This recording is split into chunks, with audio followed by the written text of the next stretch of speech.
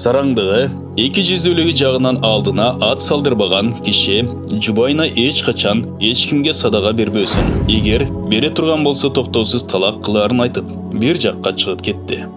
Арадан көп өтпөй кайдан жайдан бир тилемчи келип, алардын эшигин какты.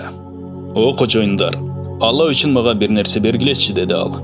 Аял аны кыя албай, 3 нан кырматты. Тилемчи аялга ыраазычылыгын билдирип жолуна түштү. Ал бир аз басып эле баягы эки жүздүү сараң кишинин дал өзүнө жолукту.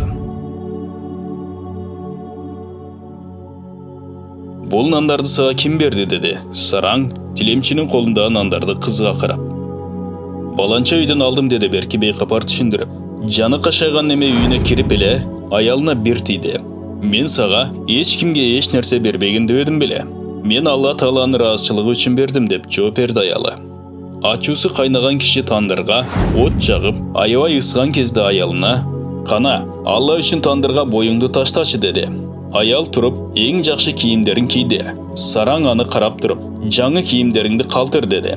Аял: "Адам сүйгөнү үчүн жасанат. Мен жараткан эгемди зыярат кылганы турам", деп болбой койду. Анан ошол бойдон барып, тандырга боюн таштады. Эки жүздүү киши тандырдын оозун жаап, таштап басып кетти. Арадан 3 күн өткөндө баягы сараң барып, тандырдын капкагын ачты. Ичин караса, аялы Алланын кудурети менен аман эсен олтурат.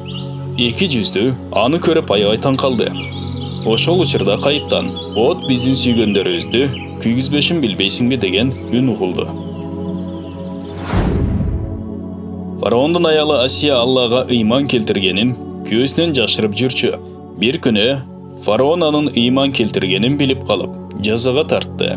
Аны ар түрдүү кыйноого салган соң, диниңден кайт, деди. Бирок аялы кайткан жок. Жоон таяктар менен көрсүлдөтө урса да болбоду. "Сен менин денемди оорутуп талкалашың мүмкүн, бирок жүрөгүм жараткандын коргоосунда. Сен мени майдалап бөлүп салсаң да, менин Аллага болгон сүйүүм арта берет", деди. Ошол учурда өтүп бараткан Мусага, алейхиссалам, Асия кайрылып: "Айтчы, жараткан эгем мага ачууланып жатабы же менден ыраазыбы?" деди. Муса алейхиссалам: "О Асия, көктөгү периштелер сени карап турушат. Алла Таала сени менен сыймыктанат. Муктаждыгыңды айт, эмне кааласаң да кабыл болот", деди. Ошондо Азирети Асия: "О эгем, өзүң мага бейишиңден үй тургуз жана мени фараондон жана анын иштеринен, ошондой эле залым коомдон куткар", деп дуа кылды. Салман радиаллаху анху: фараон аялын күндүн кайнап турган аптабына таштап кыйначу. Бирок фараон жакындары менен ал жерден кетери менен периштелер аны канаттары менен калкалачу. Асия болсо бейиштеги үйүн көрүп отурар эле, деп айткан. Бул окуя тууралуу Абу Хурайра радиаллаху анху мындай деп риваят кылат. Фараон аялы Асия үчүн 4 казык кактырып, матап койду. Көкүрөгүнө бир тегирмен ташын койдурду.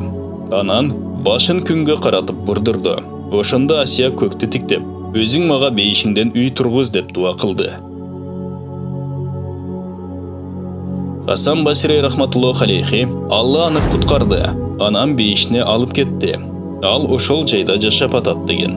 Бул жерде кыйынчылык учурда Алла Таалага сыйынып, андан жардам суроо момун пенделердин сапаты экенине далил бар. Бул баян жүрөктөрдүн ачкыч аталыштагы китептен алынды. Урматтуу мусулман бир туугандар, биздин Ихро медиа каналыбызга катталыңыздар.